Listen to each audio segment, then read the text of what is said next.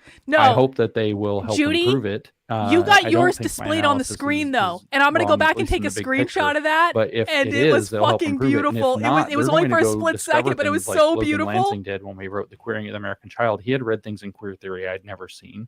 He is a very good communicator, better than I am.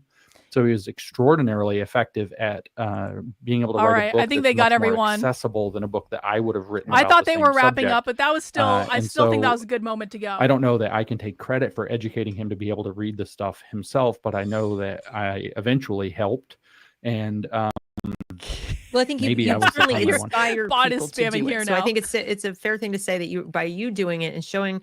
All right, that it not everyone only leave. Everyone leave. Everyone leave. We're done. Everyone leave. Everyone leave. I want to go back and just get Judy's chat on the screen.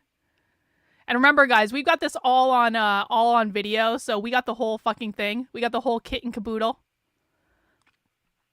Hang on. I want to go back and get Judy's chat up on Deb's screen. We don't need to listen to them anymore. We got our lick in, and it was fucking beautiful. Okay, hang on.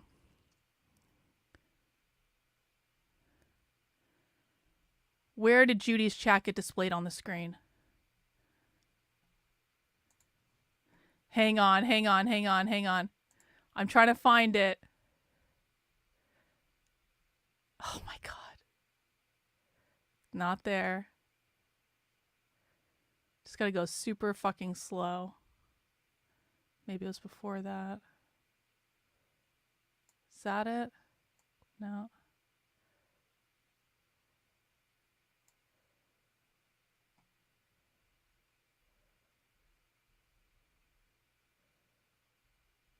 Okay, it was after this. We're gonna Hang argue on. about it, and we're gonna write about it. And It was after this, so we just gotta let it go. about it, and that's how they went. We got to get that. We got to get a screenshot of that in case Deb edits it out.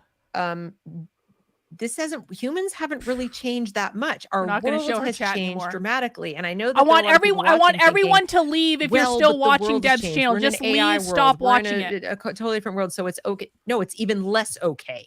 What we're learning, and I think James can speak to this better than I, is that the farther we I want to get a from screenshot reality, of Judy's chat on the screen. harder it is going to be for your children to deal with. I want to thank everyone who's participating in this little exercise. More and I'm going to more, explain more once we get this run screenshot. by machines and machine learning and things like that. If you get farther away from logical thinking and rational thinking, you're going to be literalized. Well done. The people who are going to own the future are the ones I have to actually get it on the in screen. reality, who understand all this, who can do math, who can do all that. This one. And There's everybody another else one. I don't even want to think about what's going to happen to the kids who've been yeah, we're not looking at their chat anymore. We're not interested in their chat anymore. Their chat's going to be reading and whining and complaining. In my personal opinion. Anything else to add to that? No, I agree with that. There's not much to be said. Watch Deb's face. This is where we took everything over. So, yeah, we're heading towards a bit of a cliff. This is where we took everything where over. The way we've been educating children was for a world that not only doesn't exist, but never existed and is never going to exist. That's right. Watch Deb's that's face. Exactly right. As she realizes what's happening in her chat. So, Poe Movies, thank you so much for the super chat. She says, thanks, James and Deb, for doing this. It reinforces our education choices for our kids and how we continue to approach building our channel. They have a YouTube channel, Poe Movies. Thank you so much. I appreciate that.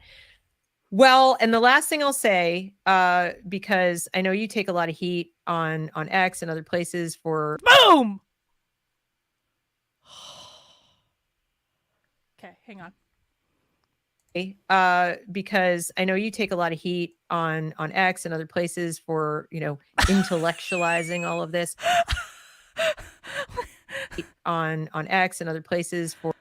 Carlin is a much better teacher than James. Follow Dr. Carlin B if you want to learn. She's a reason Island. Yes, Judy!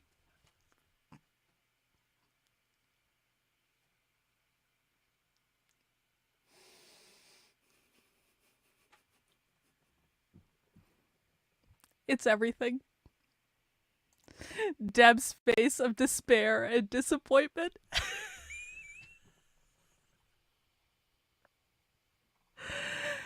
Based Judy. Our based Judy.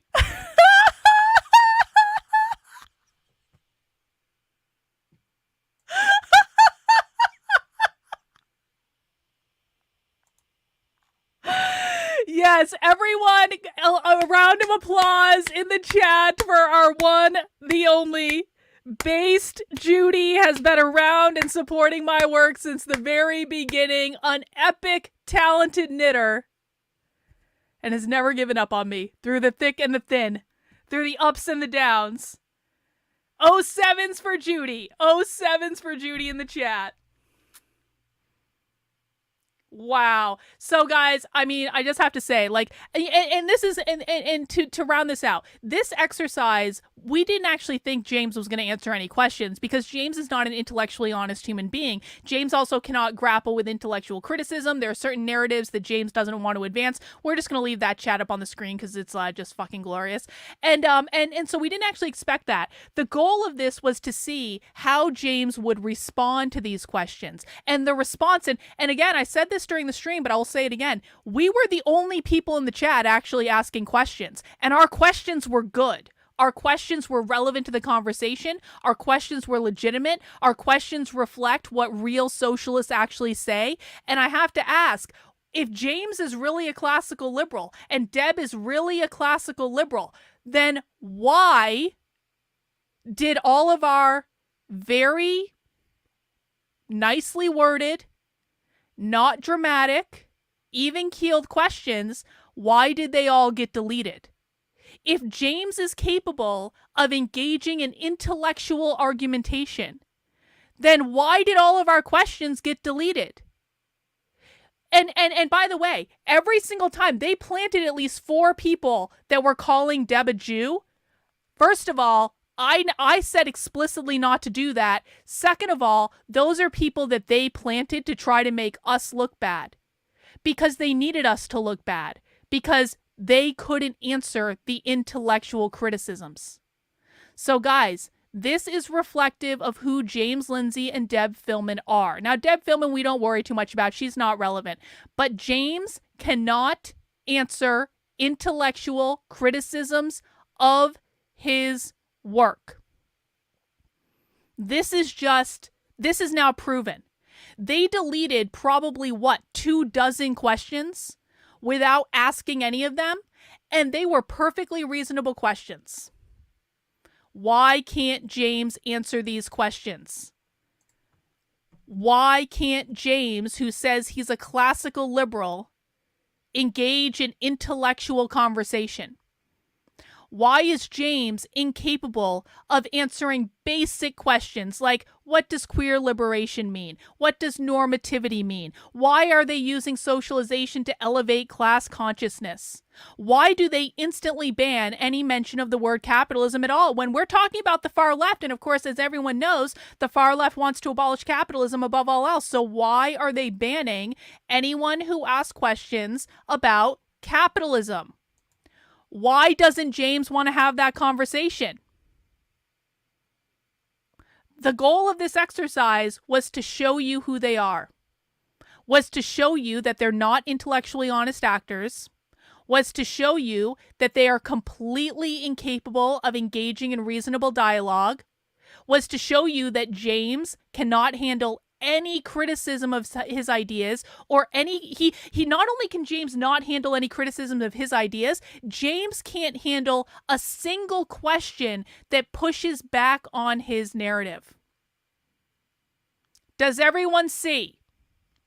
If you want to know what the real far left is doing, you don't go to someone who literally cannot answer not only can't he answer a single question, but he actually goes on channels that deletes all the questions that James finds inconvenient. How many other shows has James gone on where he's made demands about them deleting questions in the chat that he does not like? We didn't harass him. We didn't spam the chat. We didn't cause any problems. We didn't bring up any questions that were not based on the content that they were talking about. We asked relevant questions in a straightforward, clear manner, and they deleted all of them anyway because James Lindsay cannot answer any questions. Is this unclear? We are the Unwoke army. They're the pinky swear, trust me, bro, Gnosticism army. That's what we're talking about. Thank you for the super chat. James is the woke that he complains about. That is exactly right.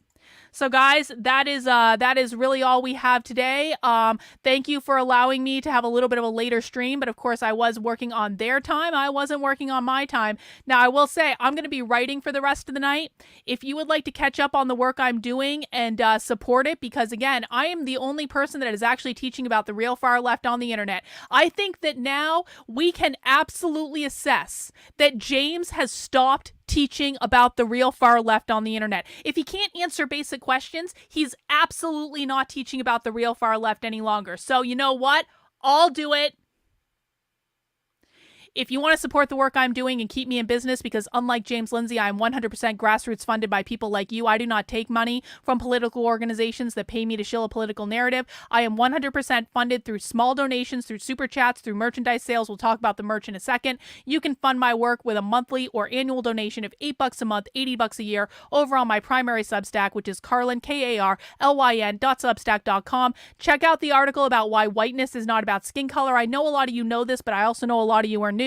If you do not understand that whiteness, white supremacy, racism is not actually about skin color, it's about the idea of systemic racism, you can check out this article on the Substack right now. And guess what? When you read my work, you don't have to take my word for it, because I show you video evidence. So there's 4 videos. They're very quick videos. They're each less than, I think, 30 seconds long.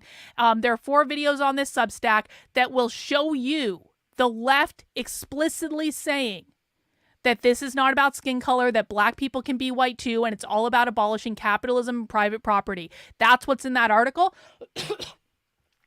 As a reminder, one of the reasons I put this information out there is so that you can take this information and give it to your friends, give it to your family to teach other people, because we are only going to stop this with a grassroots movement of people just like you who take personal responsibility for not only learning this content, but learning how to explain it clearly and then going out and teaching as many people as you know. James Lindsay is not going to do this. James Lindsay's audience are a bunch of hysterical conspiracy theorists at this point. We have to do this because we are the only ones on the internet that are actually hinged into reality of what is going on. And so please, please, please utilize the resources that I've given you to go out and teach other people, teach your friends, teach your family. That is the purpose of all this. Also, if you want to pick up some merch in my merch store, that is unwokeart.com. You can find that link in the description below. I'll also put a link in the chat. We've got, of course, the brand new Marxism is Evil yard sign. These are flying off the shelves. I'm really happy about the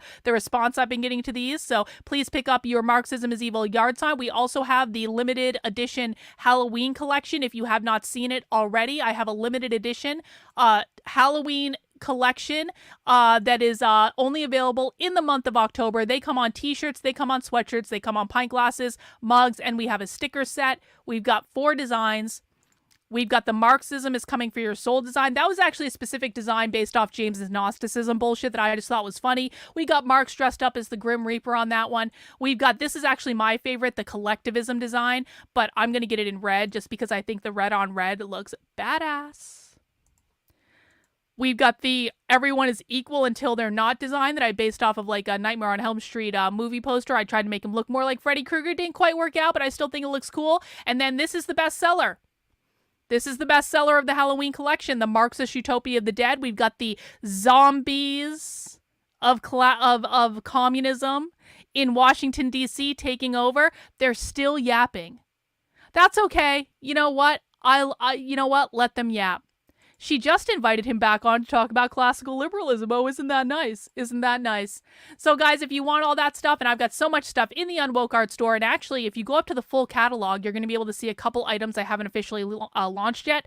Just go and select the new to old. And you're going to see I've got some new Marxism is Evil stuff. Like, this is just a takeoff of the yarn sign. We've got hoodies. We've got t-shirts. The new hats are back. We finally have hats back in the store. I also put the yard sign stuff on a bag. I put them on posters, stickers, magnets. People were asking for options that were not yard signs. So I do have that available in the store right now. You want it on tank tops? All right.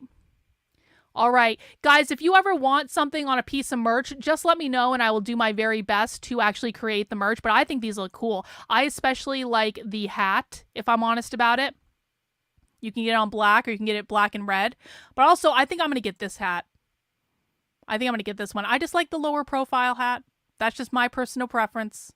But I think the hats are like real embroidery and it looks cool. It looks cool. So that's what's going on in the Unwoke Art Store, guys. And that is all I have for you today. And I want to thank everyone for coming out today, for participating in this little exercise with us. Did everyone have fun? I need to turn my mic down. Did everyone have... My mic is peaking because I was trying to yell over Deb. Did everyone have fun? This is the most important thing. Did everyone have fun? Because we have fun on my channel. We don't just cry and complain and, you know, work our way into hysteria. We have fun on my channel. Did everyone have fun tonight? Yeah. Mischief making is a good little bit of fun, isn't it? Mischief making is a good little bit of fun. All right, guys, I'm going to play us out with a song tonight. And I think you know what song we're playing out with. I will see you guys back at 5 p.m. tomorrow. Take care. Have a good one. And we'll see you soon, guys. Bye.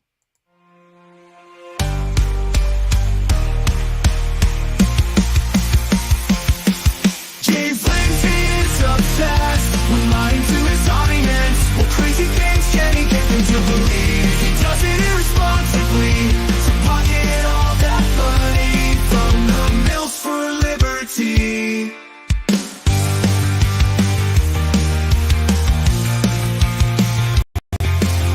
The left hates capitalism, but James won't admit it. He refuses to believe queer theory destabilizes normativity. Gender binary and the nuclear family. James blocks the truth, smears people who try to show him. Creates an echo chamber for himself to reinforce his fantasy. He used to believe in something, what happened? Mills for liberty. Gnostic sex cult, building his own world. The gnostic sex cult, unhinged from reality. Totally lost in what can we do? But mock him relentlessly. It's not a gnostic sex cult, James. No, it's not.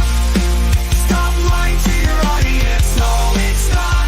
It's not gnostic change. Mary Nardini tells us queer liberation means the annihilation of capitalism. Catch up, James. Whiteness means capitalism. Queer theory hates capitalism. Whiteness means capitalism. Queer theory hates capitalism. Whiteness means capitalism. It's all about capitalism. Everyone knows it's capitalism. The socialists know it's capitalism. Wake up, James. It's capitalism. Whoa. The socialists know it's capitalism. Wake up, James.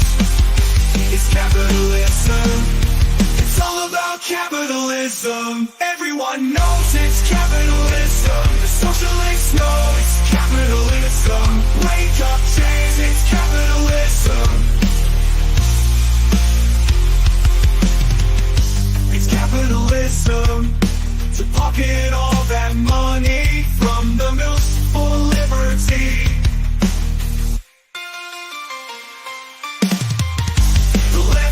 Capitalism, but James won't admit it. He refuses to believe queer theory stabilizes normativity. Gender binary and the nuclear family. But James blocks the truth, smears people who try to show him. Creates an echo chamber for himself to reinforce his fantasy. Is to believe in something. What happens for liberty? Gnostic sex cult, building his own world. Gnostic sex cult, unhinged from reality. He's totally lost it. What can we do but mock him relentlessly?